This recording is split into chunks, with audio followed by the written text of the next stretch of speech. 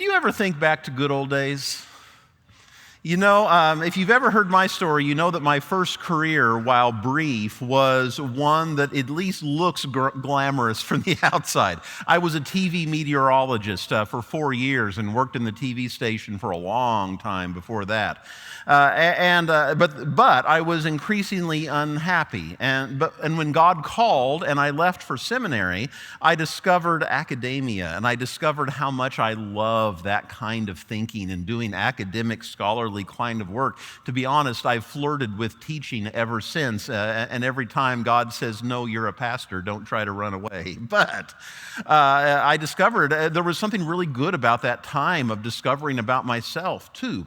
I was bullied when I was young and didn't have a lot of friends, and so seminary was also the first time that I had those kind of friendships that last a lifetime. You know what I mean?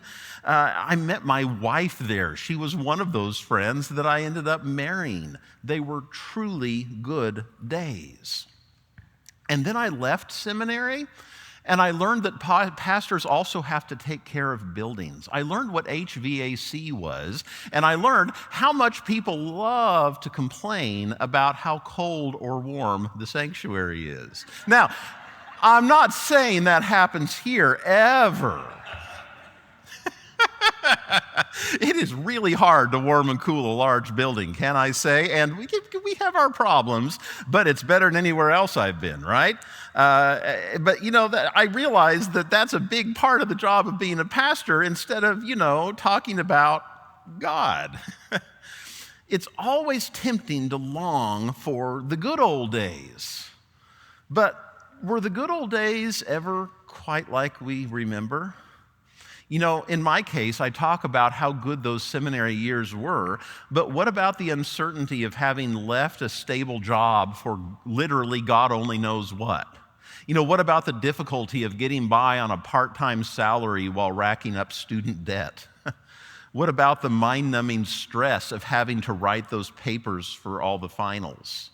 What about going before the board of ordained ministry again and again, as one does, knowing that my livelihood was at stake, not to mention the call I felt in my heart? Perhaps it's a blessing that we only remember the best parts. I think we do this as a society, too, collectively. I grew up in the 80s and 90s, and back then a lot of people talked about how good and perfect the 1950s were. And I get where they're coming from. Soldiers returned from World War II and all had kids, the baby boom. So there was a time of family and preciousness of children for so many, more than our country had ever known. But it took me a long time to connect the fact that those same kids were taught to duck and cover in case of nuclear attack. And it took me even longer to realize that African Americans had a much different experience of the 1950s. I suppose longing for the past, the good old days, is really a human thing. Well, for the summer, we're spending time in the Hebrew Bible, as it's best called, the Old Testament, as it's usually called.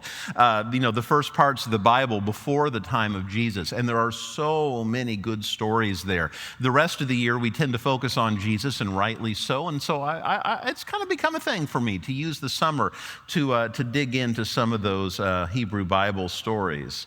And where we connect with it today is in the middle of the book of Exodus. That's the second book in the Bible, and it's continuing the stories we've heard from the past few weeks, though skipping a good chunk of it.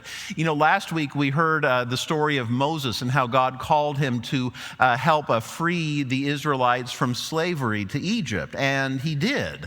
And in between then and today's story, he received the law from God on the mountain. Oh, there's so many good stories in there. We'll save those for another summer.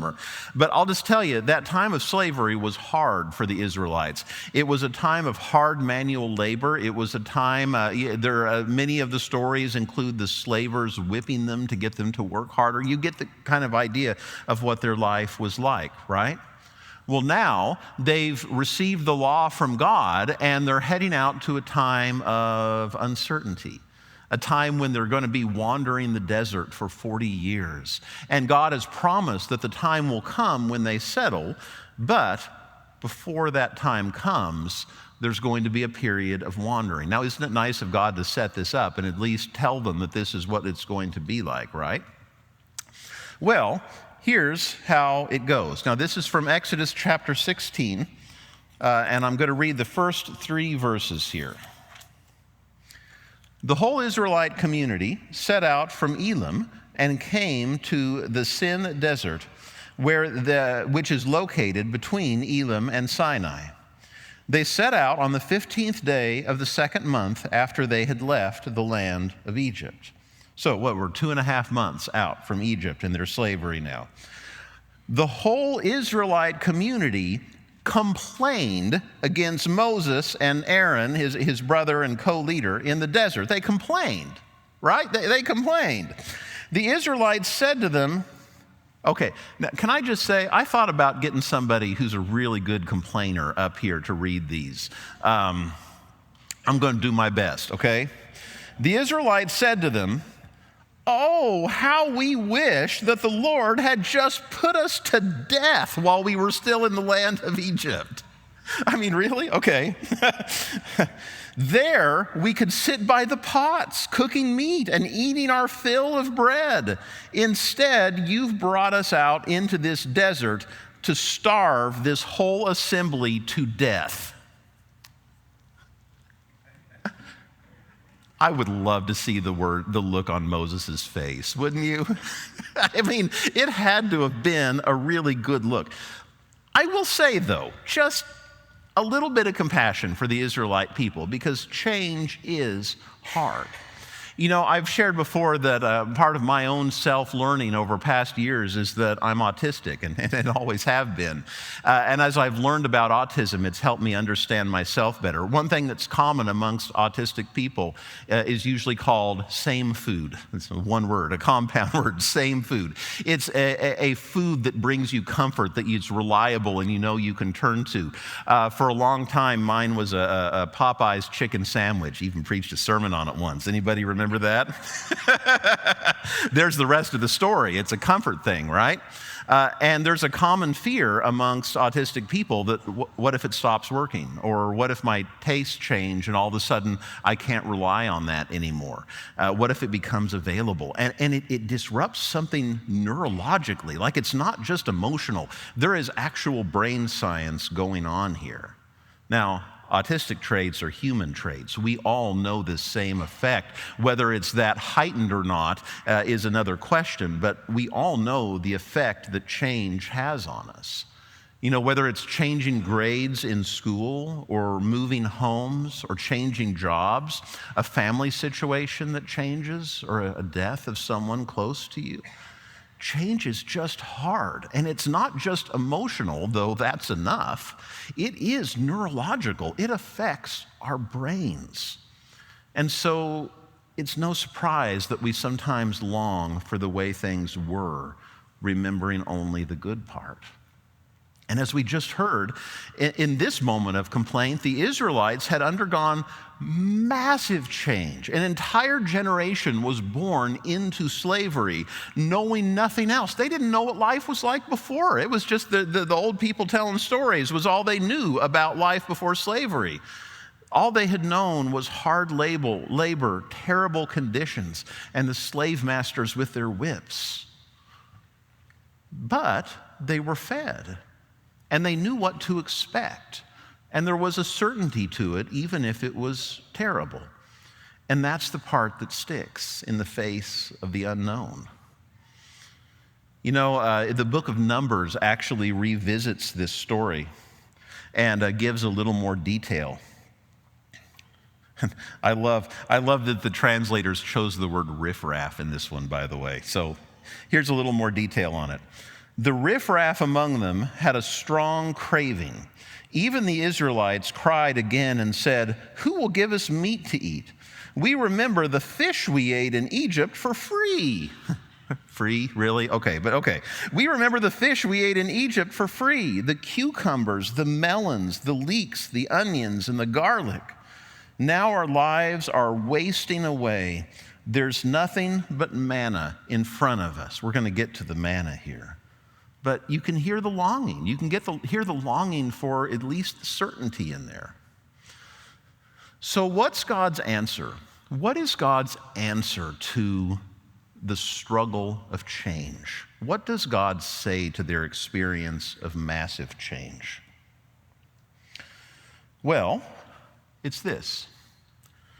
The Lord spoke to Moses. I've heard the complaints of the Israelites. I imagine God saying, how could I miss it? Tell them this. At twilight you will eat meat, and in the morning you will have your fill of bread.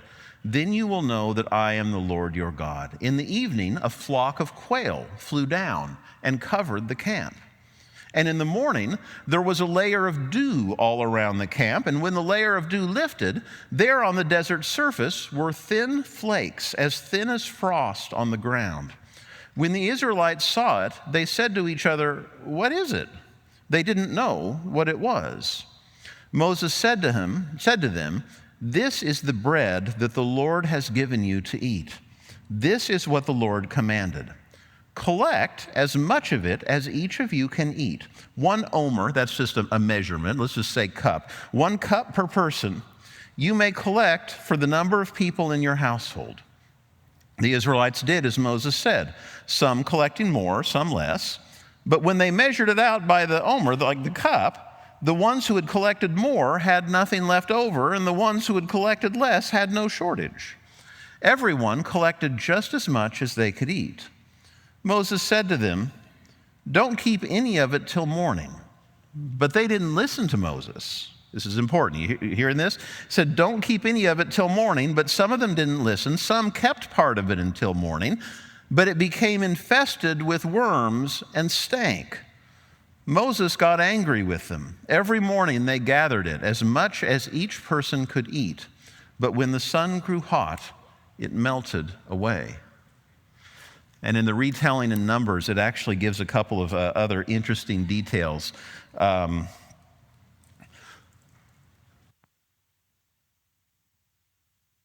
It's this. The manna was like a coriander seed, and the color was like resin. The people would roam around and collect it and grind it with millstones or pound it in a mortar. Then they would boil it in pots and make it into cakes. It tasted like cakes baked in olive oil. When the dew fell on the camp during the night, the manna would fall with it. You know, it's interesting to get this kind of detail. You know, one of the things you learn in studying the Bible, a lot of what's in the Hebrew Bible especially are more like myths or fables. And that doesn't make them untrue, like true with a capital T, even if they didn't historically happen exactly like they're recorded. The Tower of Babel is a good example of that. But usually when you see more detail, it's a sign that there's more historical truth in this one. And it's interesting to me how much they talk about the manna. Said it was like coriander seed. I went and grabbed a picture of coriander seed so you could have a visual.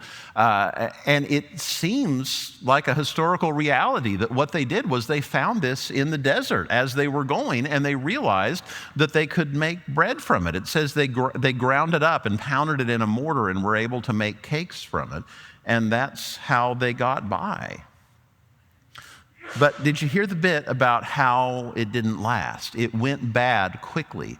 And so if they tried to stockpile it, if they tried to save more than they should, if they tried to find security in it, it didn't work. It fell apart.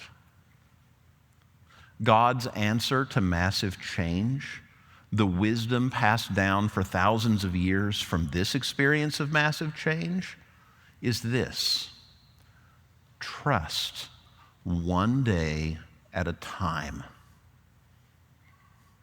This is not accidental food. This is God's will. The provision is intentionally non-stockpilable. It is God providing the structure that they need to help them deal with the massive change and upheaval of their way of life. And God knows that the only way they can face it is one day at a time. Jesus knew it too.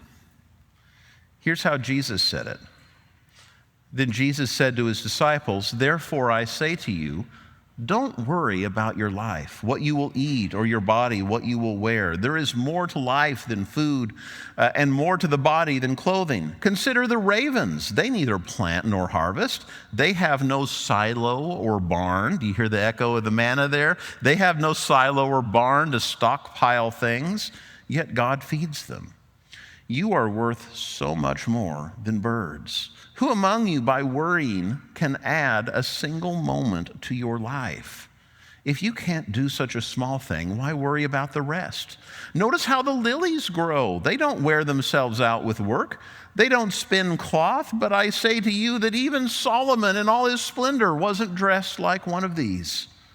If God dresses the grass in the field so beautifully, even though it's alive today and tomorrow it's thrown into the furnace, how much more will God do for you, you people of weak faith? Don't chase after what you will eat and what you will drink. Stop worrying. All the nations of the world long for these things. Your Father knows that you need them. Instead, desire his kingdom, and these things will be given to you as well. Don't be afraid, little flock, because your Father delights in giving you the kingdom.